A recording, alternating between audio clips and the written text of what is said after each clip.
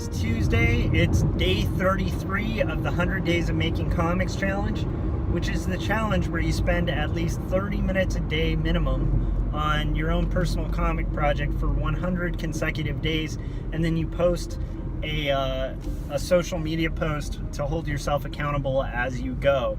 So this is my 33rd day on the project, and what I am working on, my own personal comic project that I'm working on for these 100 days and for much time beyond, is Quarterly Stories, which is my graphic novel about faith and mental illness.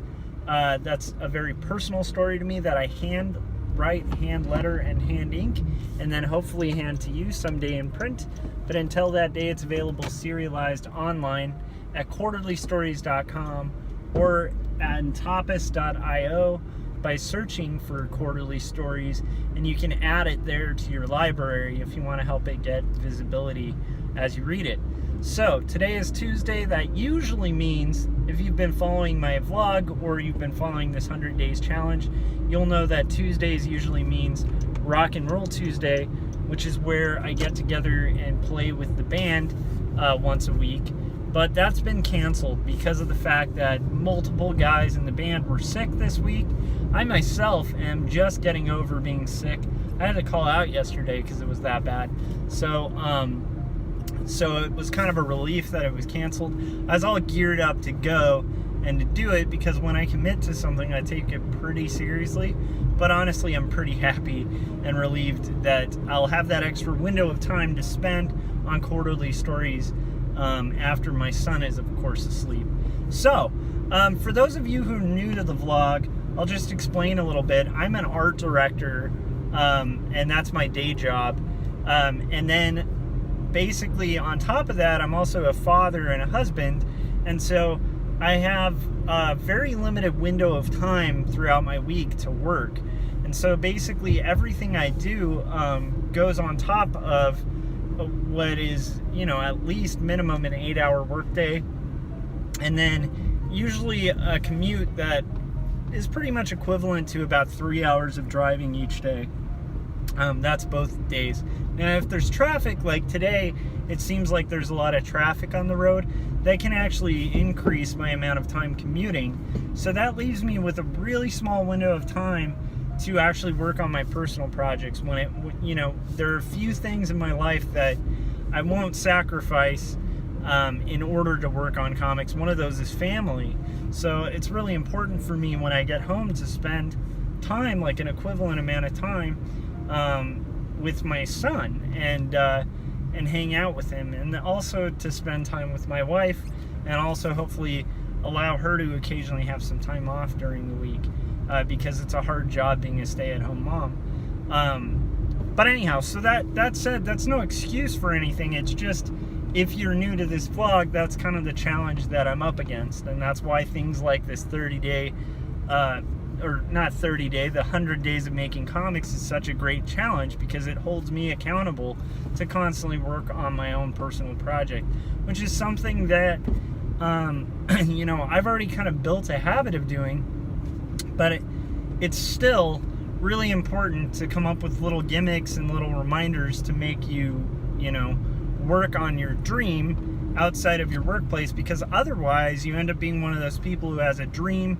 And I've quoted this before, probably on this vlog, definitely on Artcasters, but there was this part of, I read Peter Pan, the book, and I'm honestly blanking out on the author, which is probably terrible, but I read the original children's book, and there's this part where the father is describing, like, the father character's wife, like the mom, is describing the father's sacrifice to have children, and she says something about he had put his dreams in a drawer, and in order to have you kids, and every time that he gets near that drawer, it gets harder and harder to open it. And the whole point being, like, the guy had sacrificed his dreams and his vision for the future for the responsibility of parenting. Now, I'm one of those people who I think you can actually still achieve and work on your dreams as well as be a parent. I don't think that it causes you to have to put your dreams aside. And I think in order to be a really good parent and an effective parent, you probably should be working on trying to achieve your dreams and including your kid in that process so that they learn that when they're older, they don't have to give up everything just to be a parent.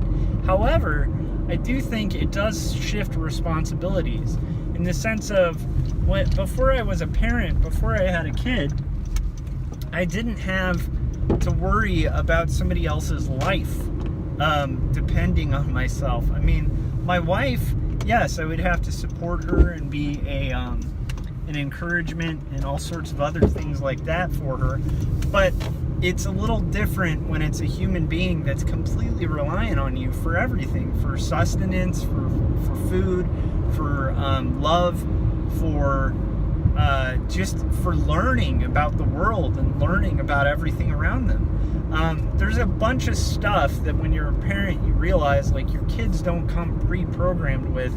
Like, it's not like you just have a kid and they suddenly know how to go in the toilet or know how to be patient or know how to share or know how to talk or know how to read. Like, these things don't just come like preset in your kid. They're all things you have to actually teach and encourage. And so basically, the point being, it's very involved being a parent, and I think it's easy for most people who are parents to use the parenting as an excuse for not getting further along in their career, or for not basically pursuing their dreams. Or they'll go the reverse, the opposite, and basically use their dreams and their career as an excuse for falling short in those key areas of providing love and training and safety to their children. So I find that parents tend to go well, I shouldn't say tend, because I know a lot of really great parents, but I have noticed that parents sometimes make the mistake of going one direction or the other. The one direction being, like neglecting their children in to pursue their dreams, and kind of remaining selfish as if they were still single, and ignoring those key responsibilities that I addressed earlier of parenting. And then there's the other side of the coin, where parents will just use their kid as like their whole purpose in being in life, and then basically set everything else aside, using their kid as almost a crutch, as an excuse to not pursue their dreams. So how do you basically, if you're in a position like me, and like most people I think in the US at least, who are like having to work a day job, sometimes working 2 jobs, sometimes having to do really long commutes, having to be, having the responsibility of being parents and having to provide for their children. And yet, how do you juggle that with also the responsibility of art? Which to me is, if you feel like you were put on this earth for a reason, which I do, and you think that reason has something to do with, even if it's silly, I mean, I don't think comics are the end-all, be-all of the purpose of life. I don't think that my life would completely be destroyed if I couldn't draw comics again. I don't value comics above everything else. However, I do have this weird gut feeling that I haven't been able to kick since I was really young, that I've been meant to do a comic. And this one I'm working on, I really passionately believe is one of my purposes here on this earth. Now, if I feel that passionate about it, if I actually feel like it's one of my purposes, then I would feel like I was abdicating responsibility if I didn't make progress on it, if I didn't move towards it, move towards completion, move towards getting it out there, even doing things like these vlogs, or this challenge. Like, to me, I feel like there's this fine balance, and I'm always trying to juggle it. But the one thing that I feel like I'm rambling too, and I'm talking a lot about how I feel.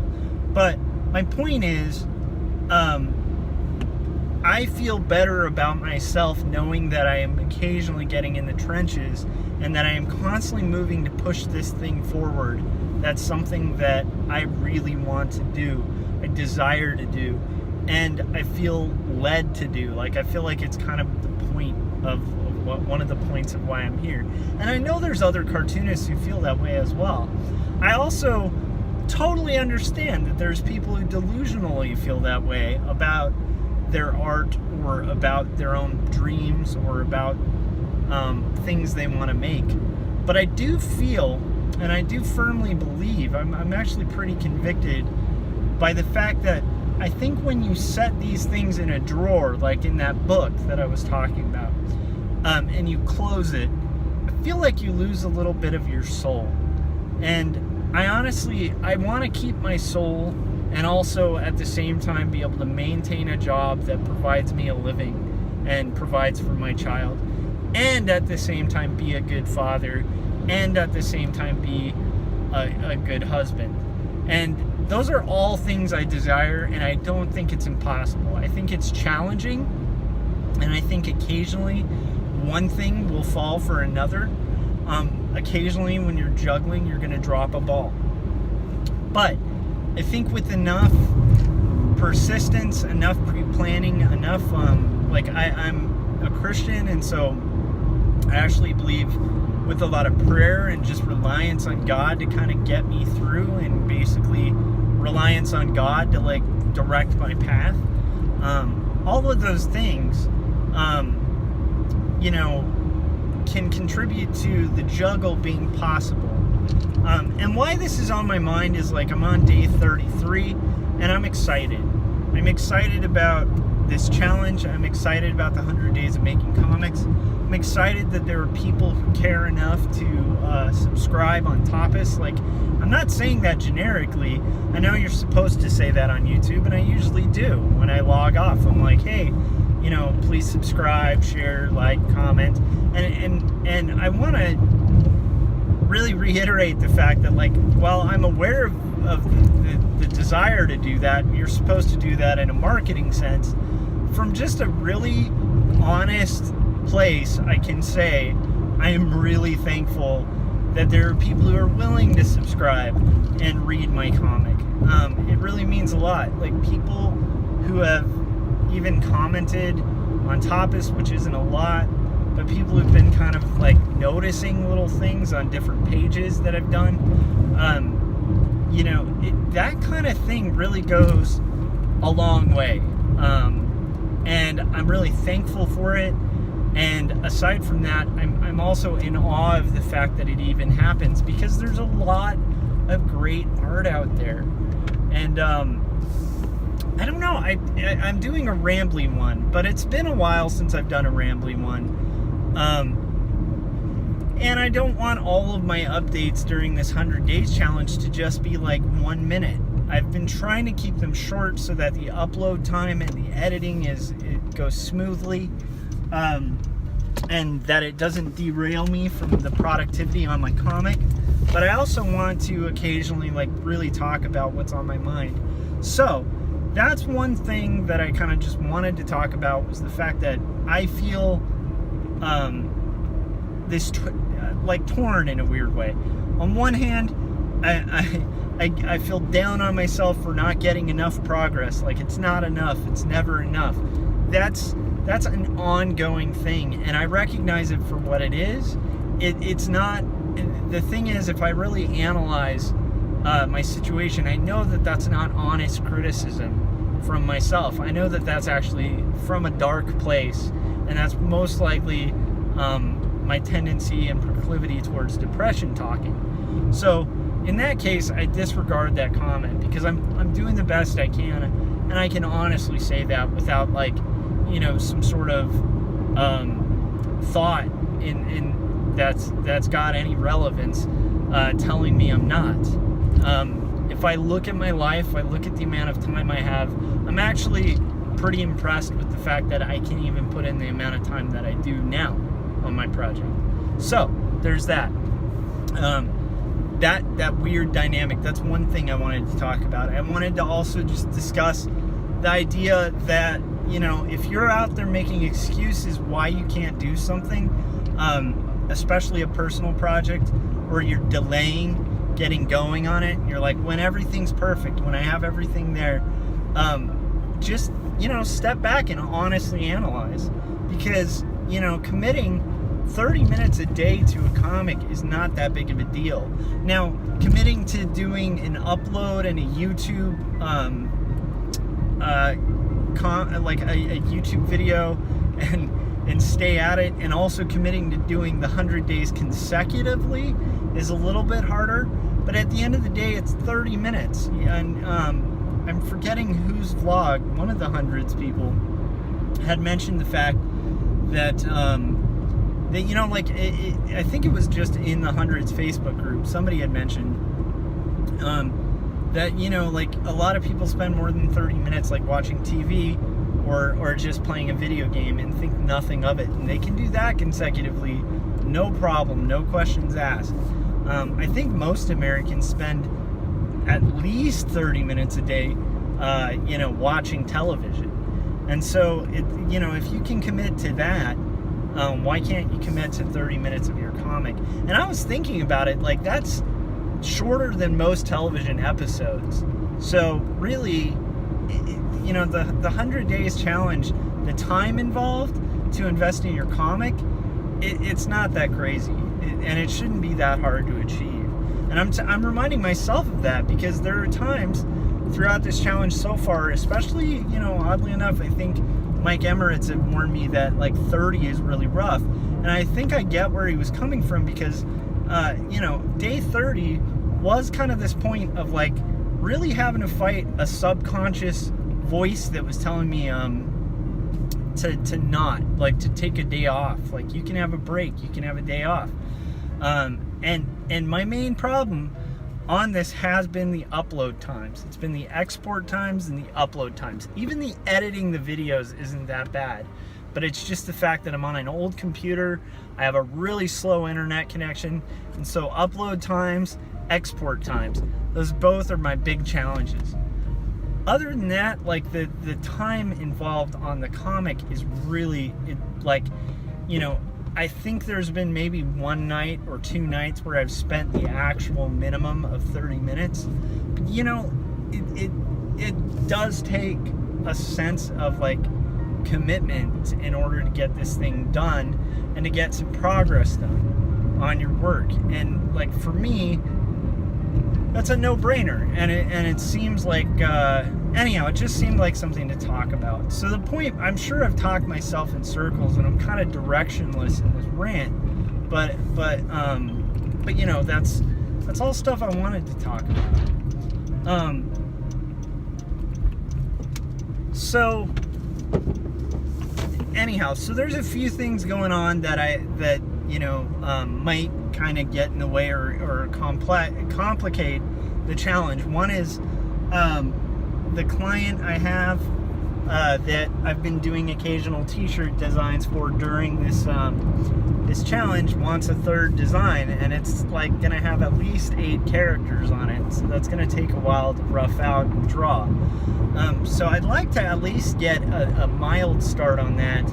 And then I have a new client who basically I've already invoiced, and once they pay the deposit, then I'll get going on that design. But it's basically like a robot animal kind of design, and so we'll see how that goes. So that's kind of pending. But yeah, so that's basically that. There was one other thing I wanted to talk about, which is I just read So You've Been Publicly Shamed by John Ronson, and it is so good. It's this crazy book that basically follows up with people who've been publicly shamed online. First off, the way it's structured, it'll tell you kind of how they got publicly shamed, why they got publicly shamed. Sometimes it'll even justify the fact that they got publicly shamed, because in most of the cases, the person did something really stupid or something incorrectly. And then it proceeds to follow up with the people who a lot of them, their lives were completely destroyed by these Twitter shamings. Basically just them becoming a viral thing on the internet. And a lot of them can't even get jobs or work. It's a really serious and interesting dilemma of the time that we're in, and I felt like the book was just so strongly done, and it really made me really consider being a critic, and that's just something that I'm going to try to take out of that book is the idea of, like, it's really important before, like, going after somebody online and attacking someone online, to really consider the repercussions of if it becomes like a witch hunt, because you can ruin someone's life. And for me, I you know, it kind of touched on some convictions I've already had, which is I do feel like we live in a world full of critics, and I think a lot of those critics are people who aren't making things. And so I think it's a lot easier to kind of go to a restaurant, order food, criticize the quality of the food, like really scrutinize it, and kind of criticize whether it was good, whether it's authentic, whatever it is. I think it's a lot easier to do that than to actually make the food and prepare the food and to season the food and to try to make it authentic. So my point is, I feel like in the art world, and especially in the online community, there are so many positive things. Like, I feel like in the hundreds community especially, there's a lot of positive things coming out of people who are making stuff. Like, they're putting in the work, they're putting in the time, they're making stuff. They sincerely care about comics and care about each other and care about seeing other people kind of see their dreams through. But I do feel that there's this darker side to the art world, and I definitely saw this, especially when I was a younger illustrator, of people who are envious of success, who, you know, get kind of mad about people's progress. Like, basically, and a lot of it comes down to just blind jealousy, like, you know, jealousy of what somebody else has achieved. And I've seen this especially with, you know, like vloggers who get big on YouTube. There's a lot of hate that goes along with that, and it's weird to see. I haven't really experienced it enough, but it's probably because I have a low amount of subscribers on my channel. But I've noticed, like, as people go up in subscribers, like, they'll just get kind of hate poured on them, and it's really weird, kind of disruptive, like negative, kind of wacky hate that doesn't really have a justification to it, other than the fact that maybe the people writing just have nothing else going for them. Like, that is their act of creativity, is to try to tear people down. So that's something that I definitely started thinking about because of this book about shaming. Because I think that a lot of people who want to shame other people deep down have, like, a fear in themselves that maybe they did something bad and they need to be shamed, or they're trying to detract attention from themselves, or there's envy and jealousy, or there's just boredom. Like, I think a lot of people, you know, go home, they clock out, or like, for instance, the 100 Days Challenge. I think that everyone who's taking the 100 Days Challenge, and I've seen all levels of skill taking that challenge. Right now, there's a lot of people taking the challenge, and there's a few people, like, really sticking to it and doing each of their 100 days. And to me, each of those people are so awesome for actually taking the challenge, for being consistent, no matter where they're at skill-wise. I think it's awesome that they're sticking to it, because they're doing something that a lot of people can't do. And I could imagine there being other people who aren't really in it, aren't really taking the challenge, who are observing from the outside, who sit on the sidelines and critique and nitpick and criticize, and I don't know, it's weird with the hundreds community because I don't see that a lot with it, but I'm just using that as an example. That, like if you're in it, if you're in the thick of it and you're experiencing that's what I would call resistance. And, I bring up this book all the time, but there's this book, The War of Art, where it talks about when you start actually being productive and you start actually making stuff and you start actually building positive habits for yourself, you're going to experience massive resistance from other people, even people you care about, and even people who call themselves your friends or people who are in your community. You're going to see resistance come from all angles because of the fact that you're doing something positive in your life.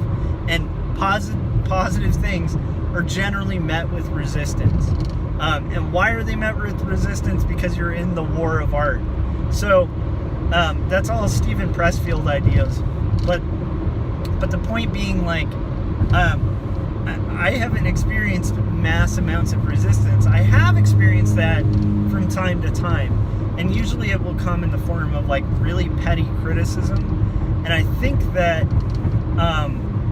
I need to actually expect that more as I get further into my comics, as I continue to make more and more of these vlogs, as I continue to kind of put myself out there and get in art shows and try to get clients and try to continually grow as an artist.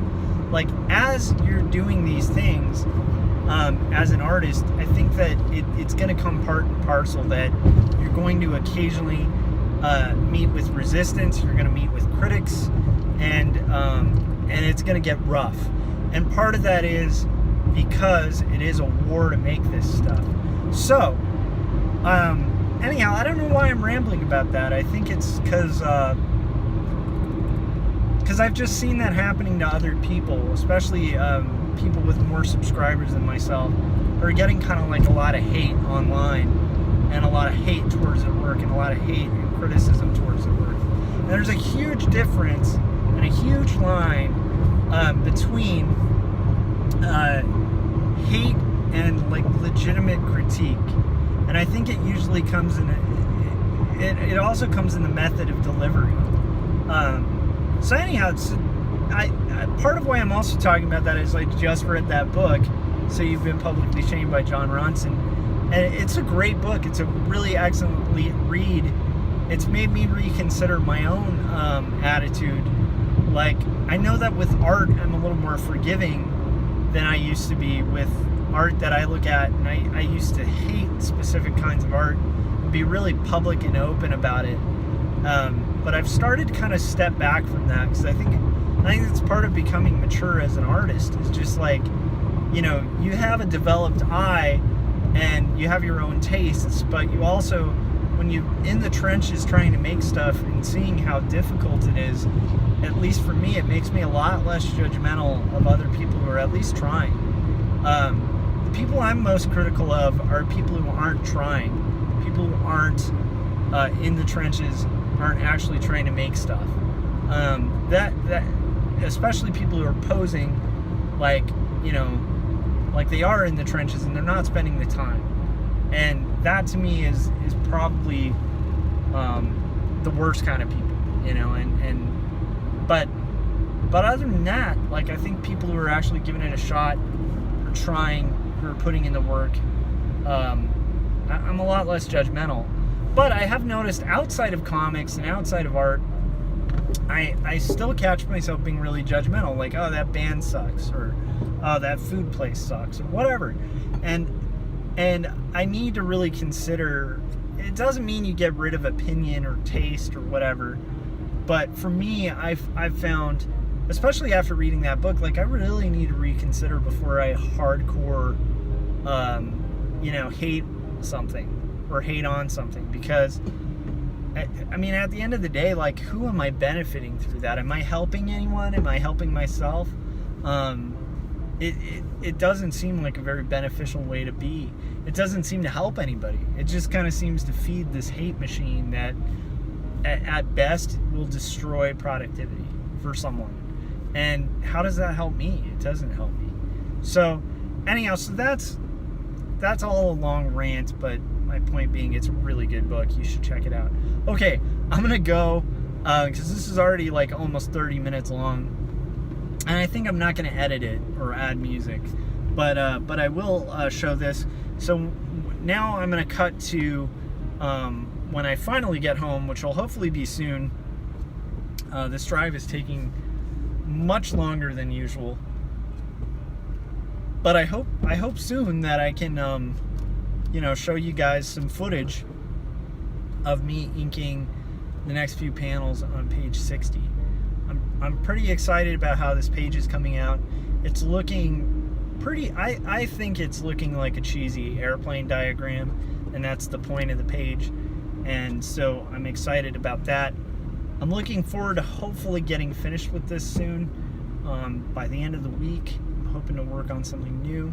I'm also super excited because I think Scott Circlin's going to be in town, and so we might actually meet up for like breakfast on Sunday, which is kind of awesome.